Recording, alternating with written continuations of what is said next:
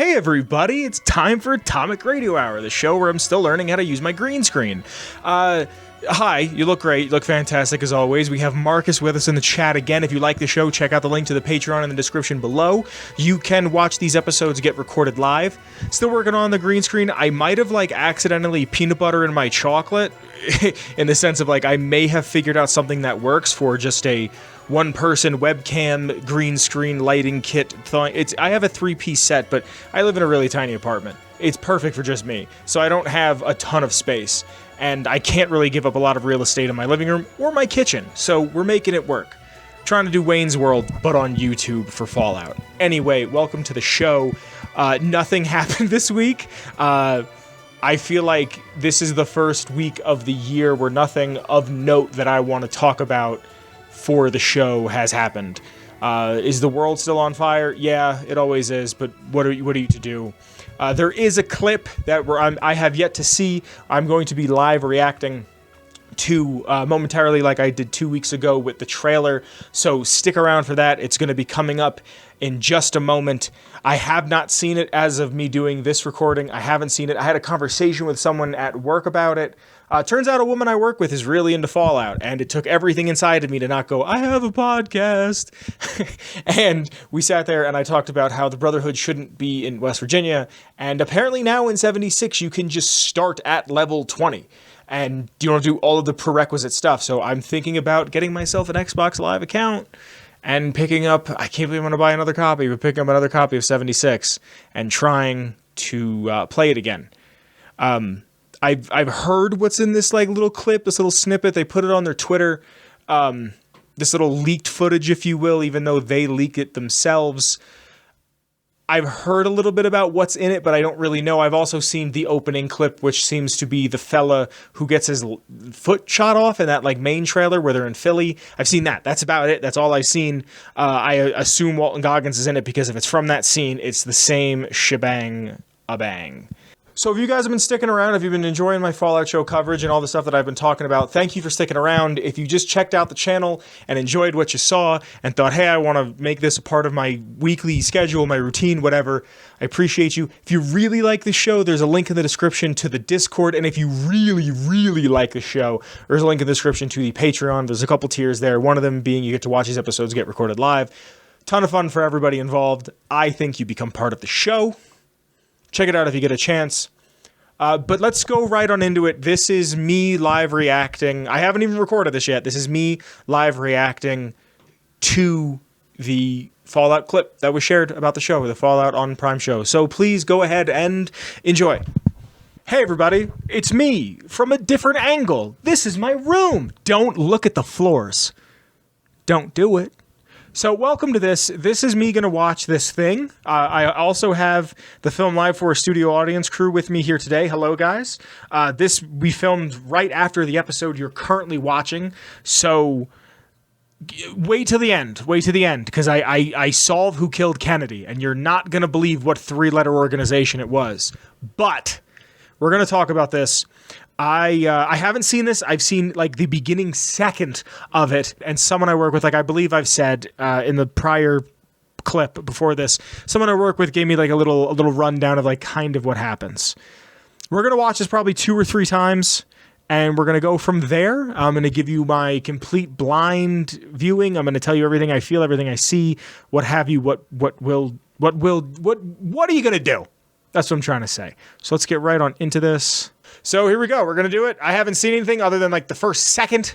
So we're going to watch it. The quality's not great because apparently Twitter only goes up to 720.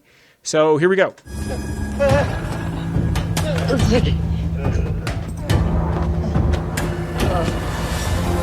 you can't pause it with the spacebar? Okay, so I've said this before. I just want to say it again. Fantastic jumpsuit. I like how the Pip-Boy. I like the Pip-Boy. I'm not huge on the whole all silver, but it's okay. This looks like over here one of the magazines that you could pick up in Fallout 4. And if this show looks like anything, it looks like Fallout 4, which isn't a bad thing. Because after replaying Fallout 3 and playing New Vegas for the show last week, I believe, they just kind of feel human. Like, there's not really, like, there's an art style there, and it's a good art style, but Fallout 4 very much takes it in a new direction, and it very much has a feel to it.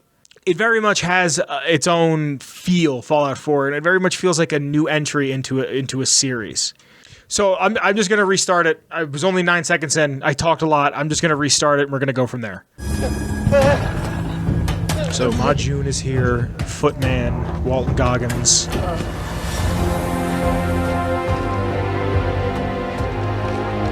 I'm going to have to ask you to leave him alone. That's iguana! That's iguana! That's iguana on a stick. That's iguana on a stick. Sorry, I got excited about that, and I shouldn't have. I'm going to have to ask you to leave him alone.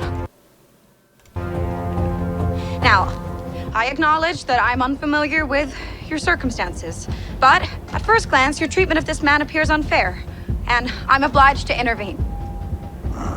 Now, if your instinct is to harm me, as a person simply trying to de-escalate a conflict, then I'll have to assume of the two of you, you are likely the primary aggressor. In which case, I think everyone in this town would agree the force is justified. Unless you willingly stand down. Is this a charisma check? Is this a charisma check? Is she trying to pull up a charisma check? Now, if your or a instinct speech check? is to harm me, as a person simply trying to de-escalate a conflict, then I'll have to assume of the two of you, you are likely the primary aggressor. In which case, I think everyone in this town would agree the force is justified.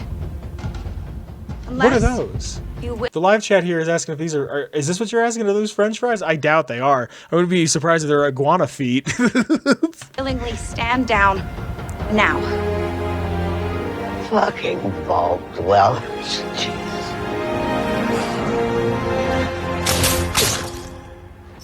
All right, hold on a second. So, if she's got a syringer, and we saw this in the first trailer, if she has a syringer and she's going to hit him with this, he even says it's going to take a hell of a lot more chems to take down a ghoul.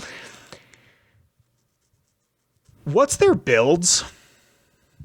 Like, dumb question, I know. And so every now and again, especially if you play D&D, you'll see people be like, hey, I took these fictional characters from some show like Doctor Who, and I made every character in like D&D builds. What's their builds?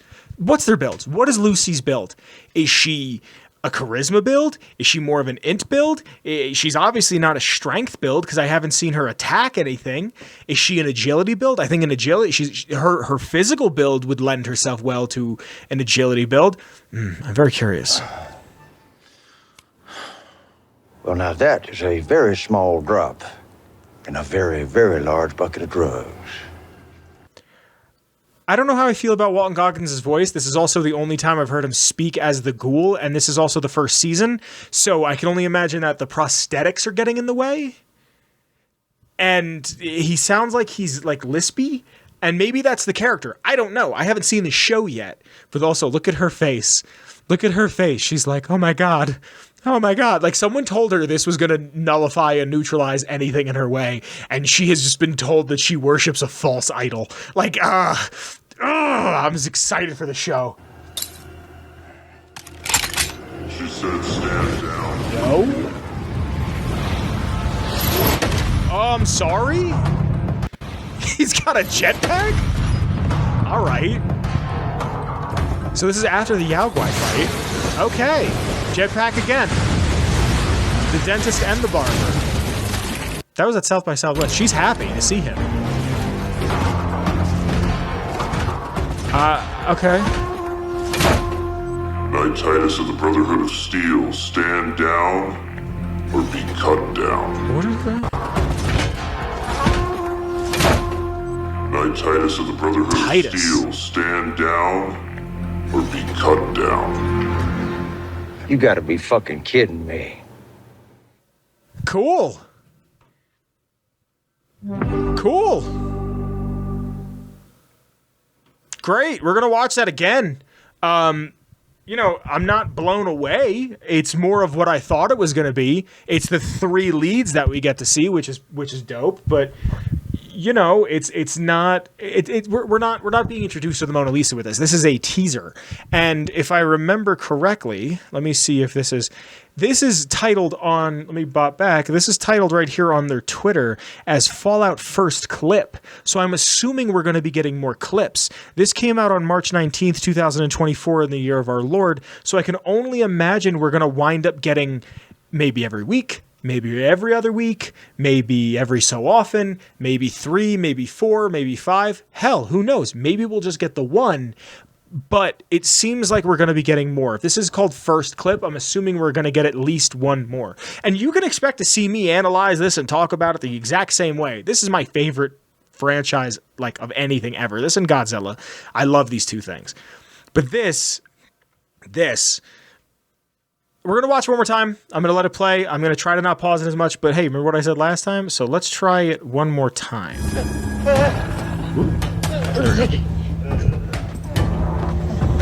There is a lot of stuff going on in the back. I just said I wasn't going to pause it, and here I am pausing it. There's a lot of stuff going on in the background that I feel like the show does incredibly well. So much of Fallout is just the stuff in the background. So much of it is just, oh, hey, here's this sign. One of my favorite memories from Fallout 3 is the FU door, that when you open the door, it's the SOCOM, the array towers that are up north of DC. I want to say like dead north, if not a little to the east. You open the one door and it just says FU, and it's just, it's a thing in the background that I remember. I remember these landscapes. I remember, like, I talk about it all the time, the DC Metro. When I went to the DC Metro for the first time, I walked in and I went, oh my God, the amount of ghouls I've killed here. I've been here. I feel like I could get around this area. Especially when I went to L'Enfant Plaza, I was like, oh my God, I feel like I've been here. Anyway, back to this. I'm going to have to ask you to leave him alone. Now, I love this speech. I acknowledge that I'm unfamiliar with your circumstances. I love your circumstances is very much like trying to not be racist. I think it's so funny. Like, just the, like, I don't understand your culture. Like, I'm surprised she didn't just say, like, I don't understand you people, and pointed at, like, the ghoul.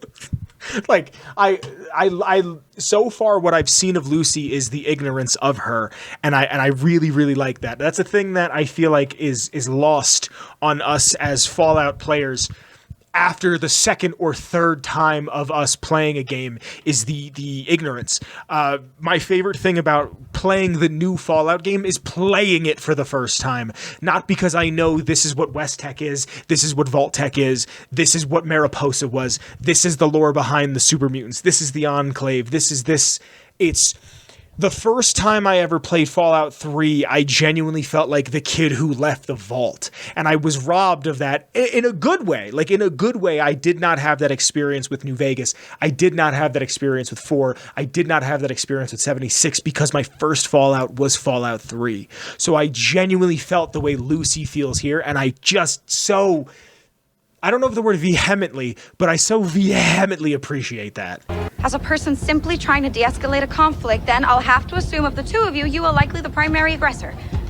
In which case, I think everyone in this town would agree the force is justified. Unless you willingly stand down now. Fucking Vault Dwellers. Marcus in the live chat has pointed out that over her right shoulder, there's a sign that just says cages. Yeah, just electronics cages. You know, for all your cage having needs. Now. You think the person who sells the cages is Cajun? All right, I'll see myself out. Fucking Vault Dwellers. I want to see world building. I want to see... I wish this was in better quality. Well, now it's that's 2024. a I shouldn't have to drop. see something in Very, very 720p. He just whips out the Nina. I want to know how this was filmed. I'm that asshole who sits there and goes, how was this filmed? I want to know how this was filmed, because I want to know if this was done CG. The quality is so bad on Twitter, and I don't know why. The quality is so bad on Twitter that I can't tell if it's CGI or if it's wires. I would hope it's wires. He does. That armor does look good. This looks like it would be wires. To me, that's what I'm thinking. I don't know how I feel about the I don't hate change. I just don't like unnecessary change. And I get that the jetpack on the back is a lot, especially to kind of like wear and rig around. Sure, and maybe on the hand it makes a little more sense. But let's see. I want to know if she knows about the Brotherhood. This face implies she knows about the Brotherhood. To me, it does. Because if I saw a massive metal monk, my first thought isn't, oh, good, he's here to save me. My first thought is, the cyborgs have taken over while I was underground for 225 years. I am scared, confused, and alone. Alone is I. Like, that's what I'm thinking. I'm not thinking, oh, he's here to save me. Like, even though he's saying that, I'm like, he's going to eat me. I don't know if a giant metal man needs consumption, but he's going to eat me. And I want to hear what he said his name was. Oh, actually, can I do this? Knight Titus of the Brotherhood of Steel. So Titus is not a name that immediately jumps out to me. Titus of the Brotherhood of Steel, stand down or be cut down. Cut down. Hell yeah, get it. You gotta be fucking kidding me. That's it. That's that little Jimmy Johnson. That's that quick little clip. I hope you guys enjoy it. Let me know what you're thinking. I'm excited. I loved Anthony Bourdain, and there was a thing I was watching of him where he was like, I can only say food tastes good so many times. And that's kind of where I'm at with this. I can only say I'm excited so many different ways. I'm excited for this. This looks like something I'm going to enjoy. It doesn't seem like it's very much. Let's read some of the replies while we're here on Twitter. But like, it's not something that I feel like they're going to Jimmy Rings it. I don't feel like they're going to give it the Halo show treatment. The Borderlands movie looks interesting. I don't think it's going to be a 1-for-1. I wouldn't be surprised if the Borderlands movie is Marcus telling the story of it, so everybody looks better. And like, that's kind of the idea behind it. And that's why like Kevin Hart is in it. And I think the dude who's playing Marcus might be ripped. I don't remember, but that would make sense to me. I'm excited for this. I'm just excited for more Fallout. I'm excited that my mom can watch this the way my mom, and I've said this every time I talk about the show, my mom watched The Last of Us because she watched me and my brother play The Last of Us, and then she got to watch the show, and then we got to talk about it. And if my mom can watch this, hopefully, like, we can sit there and my mom could be like, oh, I really like that episode. I really like this. And I could be like, well, in the games, this happened. Isn't that neat? Isn't that cool? Like, I just want to share my interests with the people I love. So thank you for watching this, the people that I love. Let's see what's down here. Fallout Films. I love him. I love this dude on Twitter. Let me jump back to this. Love this guy on Twitter. Fallout Films or films at Films Fallout. Great. Always posting something great. Everybody like that. I think this is her dad. I think this is Lucy's dad. That's what I've like seen passed around. But also, I thought this dude had like one eye. Who knows? Wheaton good. Bro is literally Iron Man. All right, guys, I want to get out of here, and I want to say one thing quickly. Don't threaten people who like things. I've seen a bunch of people that I follow say something that they have been receiving death threats because people like this. If you don't like that, if you don't like this, it's fine. If you don't like this, it's fine. There's a bunch of Fallout fans that I know that don't like 76. We've never gone out of our way to tell someone that they should harm themselves because they don't like something the same way I like something. I want you guys to enjoy this. I want to enjoy this. I think we all have a very solid, capable way to enjoy this, and I think it's going to happen. I think if you go into something not wanting to enjoy it, you're just not going to enjoy it. You've already set the prerequisite for yourself. Anyway, here's the rest of the show. Like I said, I solve the Kennedy assassination. I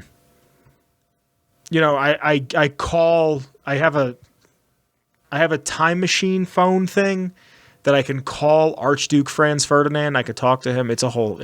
Stick around. Seriously, stick around. Good episode. I love you guys. I'll see you soon in the next segment. Bye.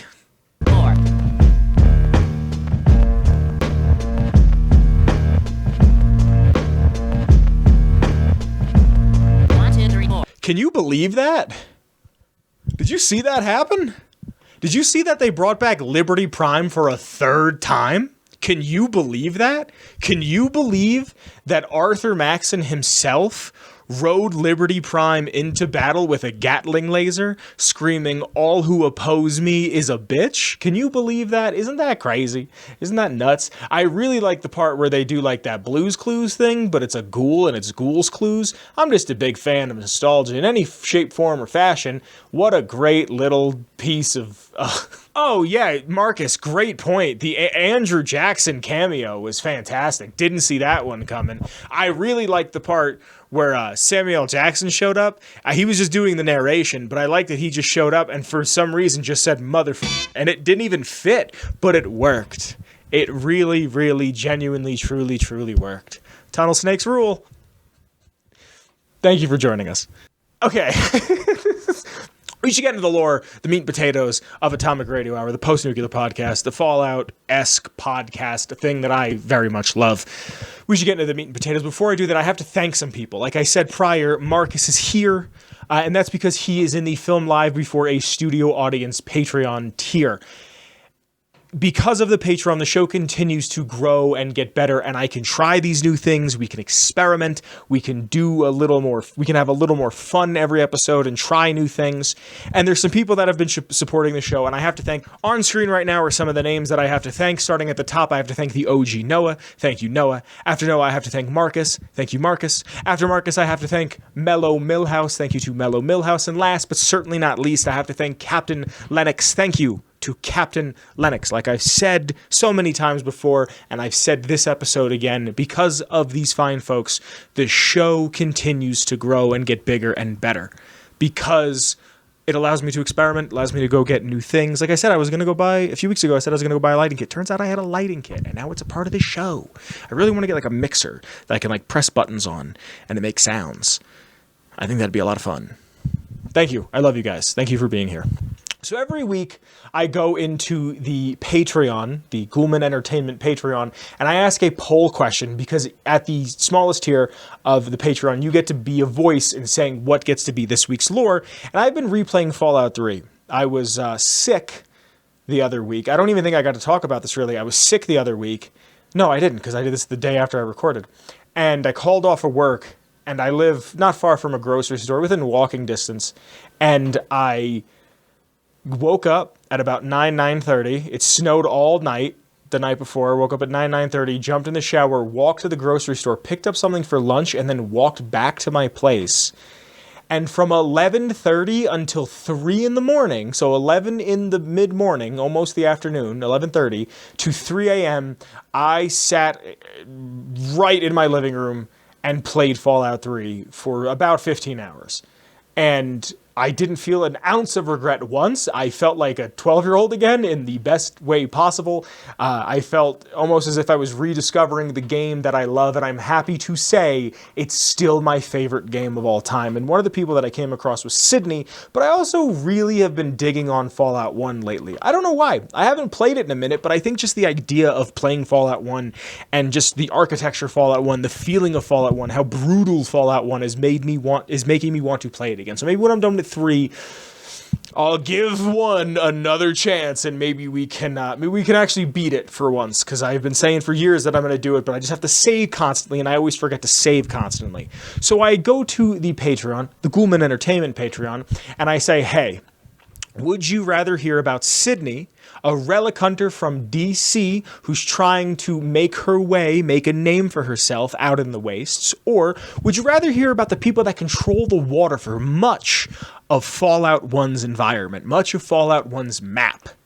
So if you'd like to hear any lore, and I mean any lore whatsoever, consider checking out the Patreon. Anywhere from the $1 to the $10 Patreon tier, your voice is heard. Yes, your voice is heard weekly when I ask a poll question, and you get to choose. You have a voice, a choice in choosing what this week's lore is. And by way of the Ghoulman Entertainment Patreon, this week's lore is on the Water Merchants from Fallout, the post-nuclear role-playing game, the first one.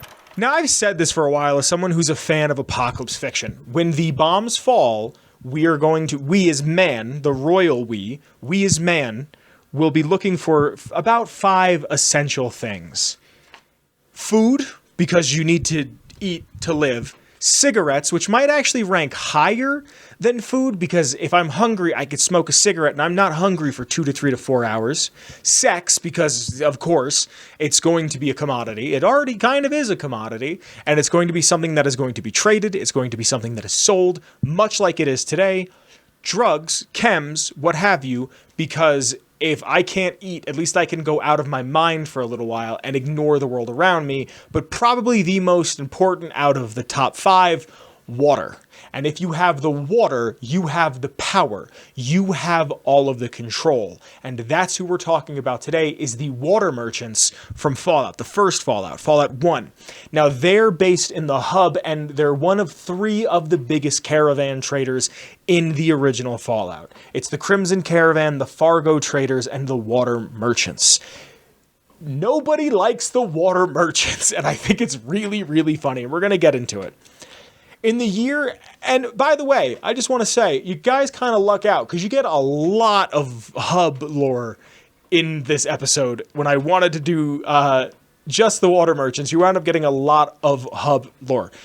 In the year 2093, a man named Angus set up a camp in what was a pre-war town. Just a few short years later, the little town/camp would slowly become a new network for commerce. So a fella shows up, puts his little stake in the ground and says, this is where I'm going to be for a while, and I'm gonna make it work.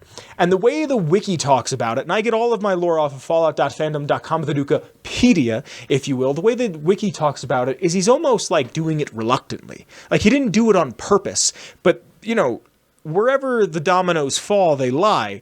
And that's kind of how it feels, again, from reading it off of that, inferring it off of the wiki, how it feels is he just started popping up and doing these things and saying, well, I'll do this and I'll do that. And then about 27 years later of him running this, Angus deems himself the hub's governor. At the same time, in 2120, when he deems himself the governor, this is about the same time that the water merchants pop up and get a strong foothold in the beginning of not just the hub, but the hub's economy. And they become a persistent name and force in the wasteland. Now, by the winter of 2125, Angus is assassinated. And that's according to the Fallout Bible. A lot of this goes back between what is said in game and what was written for the Fallout Bible. If you don't know what the Fallout Bible is, Chris Avallone and a few other people, I believe Tim Kaine is involved, sat down and wrote out the rules for what Fallout was going to be. And in the Fallout Bible, it says that in the winter of 2125, that Angus was assassinated, and they're never quite sure who did it. Because one man ruled over the hub, and he was so loved, respected, and trusted, the newly emerging settlement devolved into absolute chaos. He left what is referred to as a vacuum. He was a force. People looked up to him. People knew that he was a guy who knew what was going on, and people could trust him. And all of a sudden, he's gone. Just as soon as he was there, he's dead. And people don't know what to do. And by 2126, the Great Merchant Wars were beginning to occur. All of the merchants and traders that were in the hub were in a physical, brutal, bloody, violent war. A large reason for this was control of the hub's water towers. Now, in the far end of the hub, there's the merchants row, where everyone who sells exists in the southernmost part of the hub, and the water towers there can distribute water out. And like I said at the beginning of this lore segment, if you control the water, you control the people. I can get away with about 3 to 5 days of not eating. I don't need to have sex. I don't need to smoke a cigarette. I don't need to do chems. I need to drink water. I have about 3 days before I really start losing it. I'm not, again, not me, royal me, saying it in a survivalist mentality. I have about 3 days before I'm starting to like my pee is gold. Like it is Crayola. Like it is a shade that should not exist. Water is the necessity. A group of merchants wanted to gain control of the water tower, so them and only them would control all of the water in the hub, and they could essentially just gouge everybody on the price and charge whatever they wanted, and this went on for about 3 years. Now, sometime in 2129, a fella by the name of Roy Green would broker a deal with the water merchants to put an end to all of this, to put an end to the loss of lives over water. This fellow Roy Green, who brokers the deal, pretty much is like, we can't kill people over water. It's not really said on the wiki what his deal, his proposition is, but it's one of those like, we're gonna continue to just kill one another over the idea of slaking one's thirst. Like, you need this to live. We're already charging probably more than we should. Why are we doing what we don't need to be doing? And this fellow, Roy Green, is actually the grandfather of the hub sheriff when you get there in 2161, a Justin Green. By the year 2161, the year that the Vault Dweller makes his way to the hub while looking for a water chip, over the next 30 some odd years, the fighting had stopped and the unnecessary violence was pretty much over. The Vault Dweller can infer with Butch Harris, the leader of the Fargo Trading Company, in the hub about its water. If you ask Brian Harris about it, Brian Harris will say it's south of the Merchant Market. The only source of water here and for a lot of the surrounding area. The water merchants own the whole damn thing. Those bastards, they think they own the damn hub just because they control the water. Before the Vault Dweller gets there, sometime during the 2150s, the water merchants want to broker a deal with the Brotherhood of Steel. And if you're here, I'm assuming you understand who the Brotherhood of Steel are. For the uninitiated, they are the big metal men, the large metallic monks, the massive metallic monks who have a grip on weapons and technology. They're the most fortified, they're the most organized, they understand what is going on pretty much at all times. More or less, they're focusing on their own efforts, but they have access to weapons and tech.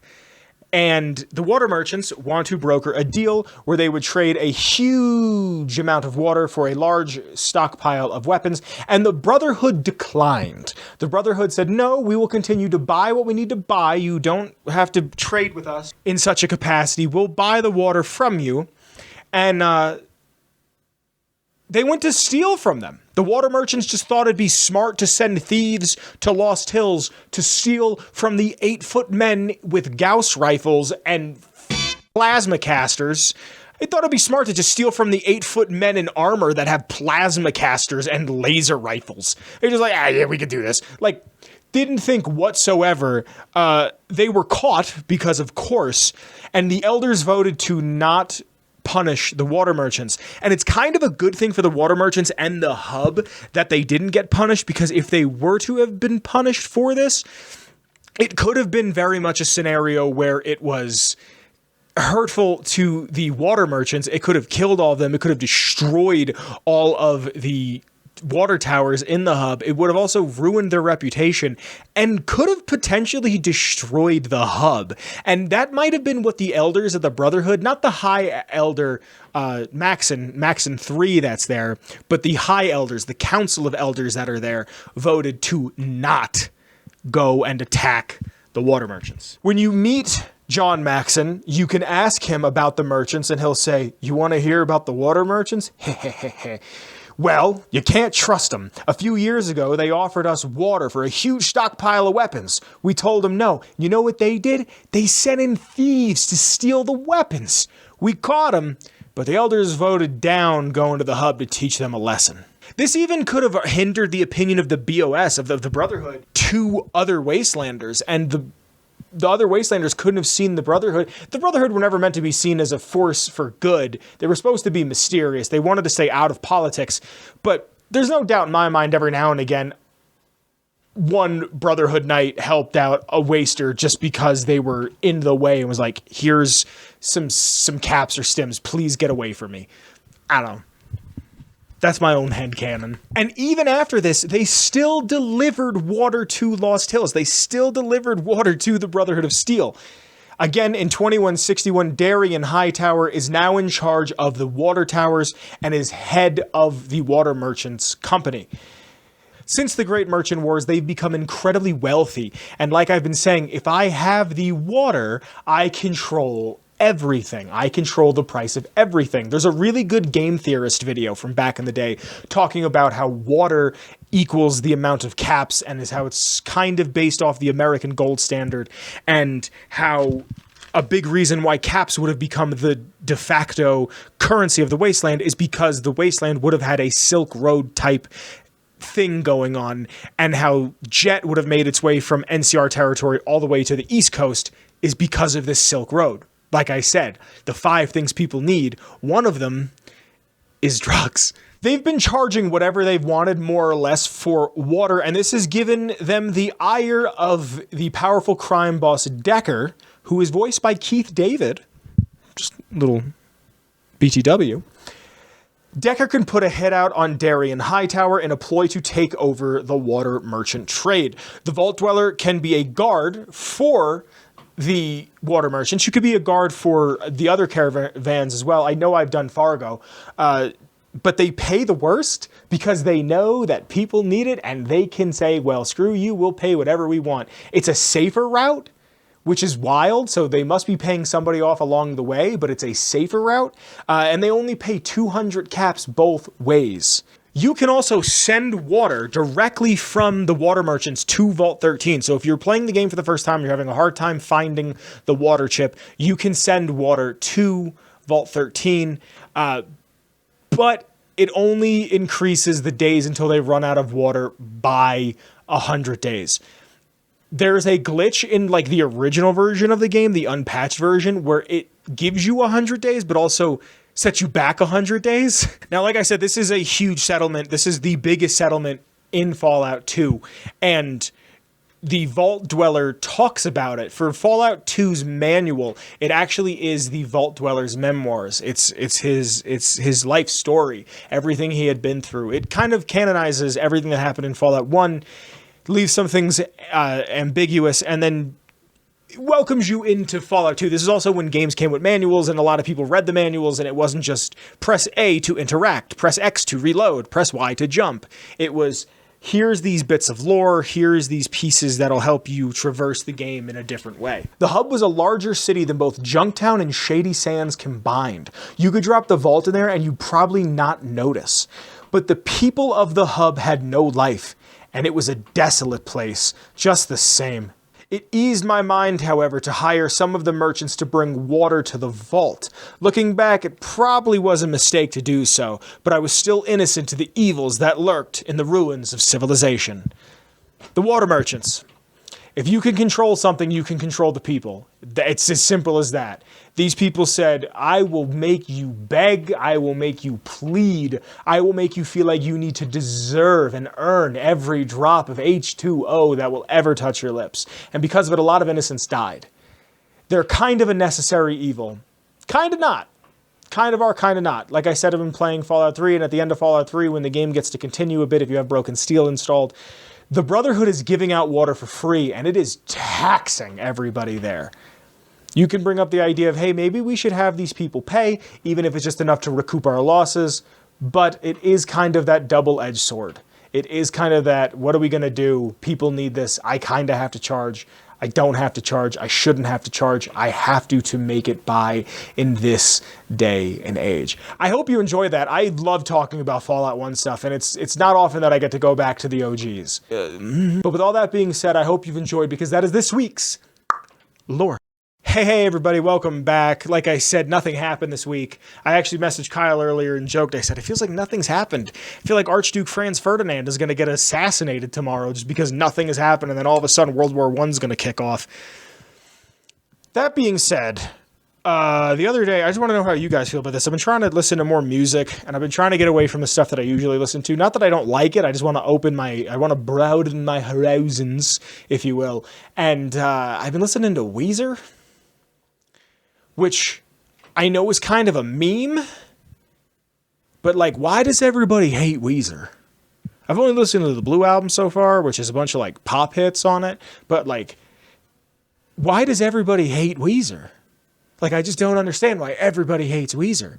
Like, I'm listening to this song, it's called like In My Garage, and I was writing the notes yesterday listening to this song, and I like stopped because I couldn't believe how good of it, like, it made me stop. I couldn't believe how good of a song it was. It was a song that reminded me of like sitting in my room playing Fallout 3, and I was like, damn, yeah, man, like, we all had safe spaces as a kid, now like we don't. Like, my parents don't live in that house anymore. Like, I can't go back to my room. Like, it's gone. Like, I had one last time in it, and I didn't realize it was the last time, and it sucked. And I just like, I sat there. I'm like, why is everybody shit on this band? Like, what did they do? What did they do? I don't know. It's just something that I just wanted to bring up. If you guys have any musical recommendations, I like that a lot. If you listen to anything, you want to send anything my way, you could join the Discord at the link in the description below. I would appreciate it. Or leave a comment on YouTube. Every little comment you leave, even if you leave a comment that says nice glasses, fuckface, it helps. Helps the algo. So I hope you guys have enjoyed that. That's been this episode of Atomic Radio Hour. Wasn't that clip at the beginning crazy? I just remembered how nuts that was. Where Todd Howard showed up and he was just shirtless and glistening on a white stallion. Fantastic. Thank you for joining us. My name is Vince. The intro music is by the one and only Shane Ivers. It's called Feather Duster, but you can get all of his free music at silvermansounds.com/free music. In the description below is a link to the Discord. I think you should join. If you sat around this long, you might as well check it out. There's also a... Praise Todd. There's also a link in the description to the Patreon. If you like the show, consider at least checking it out to see what is there to be offered. At the $10 tier, you can watch his episodes get recorded live, which again, Marcus is here. Thank you, Marcus, for joining us tonight. There's a link in the description to my Twitter, the show's Twitter, and also Kyle's Twitter. And a bunch of other fun stuff. The Redbubble's down there. I hope you guys have enjoyed. I hope you guys are doing well. I hope a country still exists I hope no countries don't exist that used to exist before the recording of this, because it feels like nothing has happened. Thank you for joining us. I will be seeing you next week. I love you very, very much. Be safe, everybody. I love you. Bye. Atomic Radio Hour Podcast. This has been a production made by your friends at Ghoulman Entertainment.